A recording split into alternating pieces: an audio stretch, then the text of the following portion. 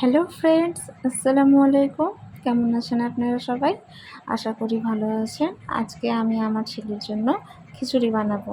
তো আমি নিয়ে নিয়েছি চাল কিছুটা পরিমাণে, মুগ ডাল রোস্ট করে নিয়েছি, আর একটা ছোট ঝিঙা টুকরো করে নিয়েছি। এবার এক এক করে সেগুলোকে ধুয়ে আমি প্রেসার কুকারে দিয়ে দিচ্ছি। আমি ডাটাও দিয়েছিলাম 2-3টা।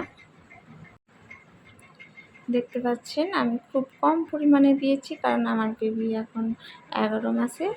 ও অত বেশি খেতে পারবে না, আর ও তো খিচুড়ি একদম পছন্দ করে না। তা সত্ত্বেও আমি বানাচ্ছি, যে ওকে অভ্যাস করাতে হবে সমস্ত কিছু খাওয়ানোর। খিচুড়ি হচ্ছে সমস্ত কিছুতে ভরপুর, প্রোটিন, ফাইবার, কার্বোহাইড্রেট।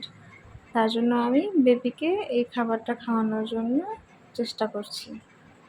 আমি এটাকে লিকুইডভাবে বানাবো, আর বেবি তো খেতে চায় না, তার জন্য এবার তাই বেশি জল দিয়ে দিয়েছি।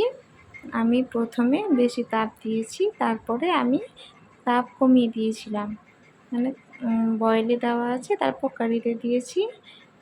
বেশ 7টা মতো সিটি দিয়ে খিচুড়ি রেডি হয়ে গেছে।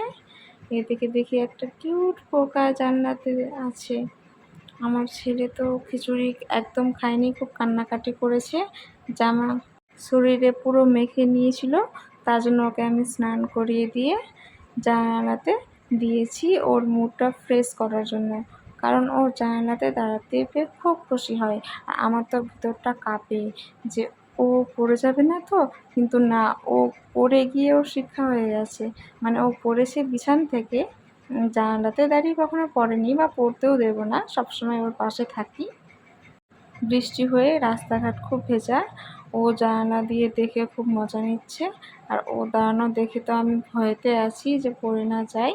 সেটাকে আমি ভিডিও করে নিয়েছি আপনাদেরকে দেখানোর জন্য। কত ভালো লাগছে তাই না? ছোট্ট একটা মানুষ জানালায় দাঁড়িয়ে আছে, কিন্তু আমার ভিতরে খুব ভয়ও হচ্ছিল। আজ এই পর্যন্ত। আপনারা ভালো থাকুন, সুস্থ থাকুন।